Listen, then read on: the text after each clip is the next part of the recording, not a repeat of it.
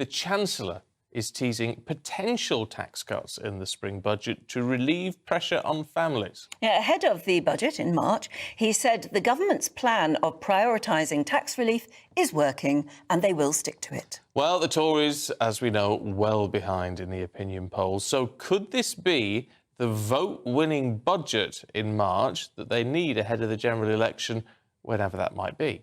Well, joining us now to have a look at this is political commentator Lettice Bromovsky. Good morning, Lettice. I wonder what you think. Does it seem like a bit of a cynical last-minute ditch attempt to persuade us voters, whenever this election happens, to vote Tory? I mean, absolutely. Of course, that this is what that is. This is a sort of political ploy. And the reality is, I think the public is just too clever to fall for it this time. We had the tax cut in the autumn budget where we got 2% on our national insurance. And the reality is that that actually did nothing to put more voters in the Conservative camp.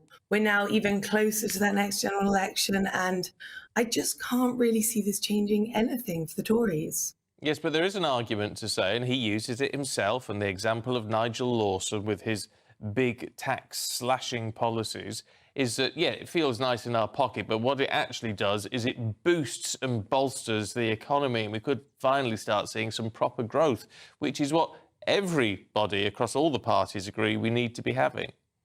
Yes, but even in that statement just there, we're talking long term here. And the one thing the Conservatives don't have anymore is time. There is no more long term in this. They would need to be implementing those tax cuts sort of immediately, not in the March budget, but we need to see them now for them to be even potentially seen by the time it comes to the next general election. So although they're giving us all these promises of what might happen and what could happen, we're not necessarily going to feel it by the time the general election comes around. Also, he's only saying what he would like to do, which is cut taxes, but he's not giving us any more information around what those taxes will be, how much they'll be, who's going to be affected. There's so many details here that we are missing.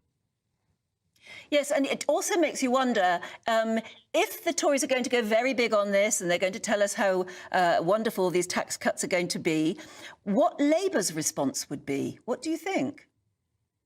Yeah, exactly. I mean, as we know, we've got the highest tax burden at the moment. And at the end of the day, there is sort of no money left. There was always that iconic moment when Labour left and they wrote a note saying, there's no money left. Right now, we do have the highest tax burden.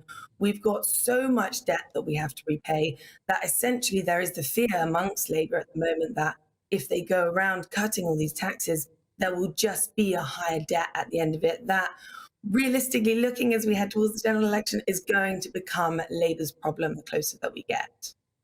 OK, Lettice, thanks very much indeed.